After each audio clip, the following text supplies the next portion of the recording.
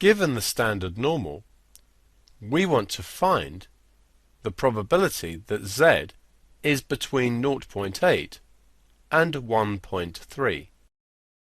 Once again, a sketch helps us make sense of this. So let's sketch the standard normal.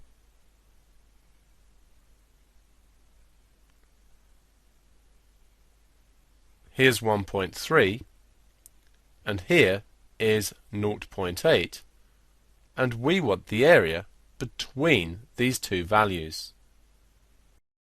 We can look at how this area is constructed, and I can use a couple of sketches to show this.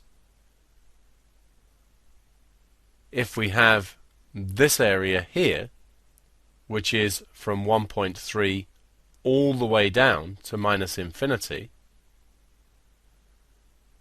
and then we were to take away this area, which I'm about to sketch, which goes from 0.8 all the way down to minus infinity, as we can see, and we subtract the second area from the first, we'll get the area that we want. Remember, this is what the tables give us as phi of 1.3, and this is what the tables give us as phi of 0.8. Now looking up tables, if we look up z is 1.3, we'll find that the phi value is 0.9032.